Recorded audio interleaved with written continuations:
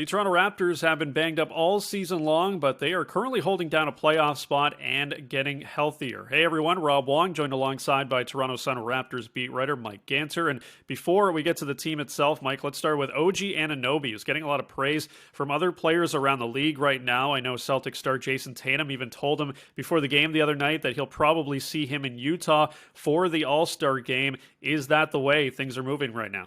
Sure, I don't think there's any question about that. I mean, OG is the only reason that this team is still afloat right now. I mean, you look at what they went through with all of the, missing Pascal Siakam, Fred VanVleet in and out of the lineup.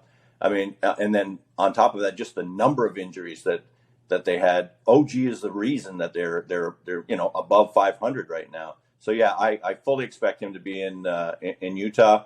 It'll be a well-deserved honor. So moving on to the team right now, it's definitely a situation where they are not getting some production from a few of their players, shooting woes, most notably from Fred VanVleet and Gary Trent. What do you make of what's going on right now with both of those guys who historically really haven't had these issues before? No, and there's really no answer for it. It's just sometimes the ball goes in, sometimes it doesn't. And right now both of them have started to sort of turn a corner. It's not they're not all the way back. Fred's three ball is still not dropping, and let's face it, that the team can't survive without him hitting threes. So that has to change.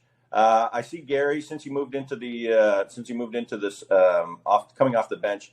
He's been a lot better. He's starting to shoot it better. He's looking more like himself and a lot more in attack mode than he had been with the starters. So I think that's that's trending in the right direction. But yeah, they certainly need Fred to get his three ball figured out and go from there. But for whatever reason, this team doesn't shoot the ball real well, and that's not normal under a Nick Nurse coach team. So I'm not sure exactly what's going on, but they do have to. That certainly has to turn around. Now, they're just 5-5 in their last 10, but there have been some positive signs as well. I know you recently wrote about how things do seem to be moving in a positive direction. What is making you feel that way? Is it health? Is it something else? Pascal Siakam is starting to look like the Pascal Siakam we saw earlier in the year. He still says he doesn't quite feel 100%, but I mean, you're seeing it game by game. It's coming back. And I mean, the team only goes as far as he'll take it. I mean, he's their number one option. I mean, yes, OG has to play offense and defense, and yes, Fred has to hit that three ball.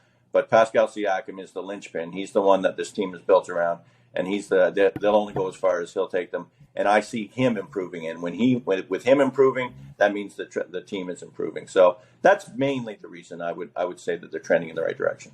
Yeah, it's pretty clear how big of an addition he has been. Hopefully the Raptors can keep that momentum going through to the end of 2022. For all of Mike's Raptors coverage, head over to the Toronto Sun, and you can find him on Twitter at Mike_Ganter.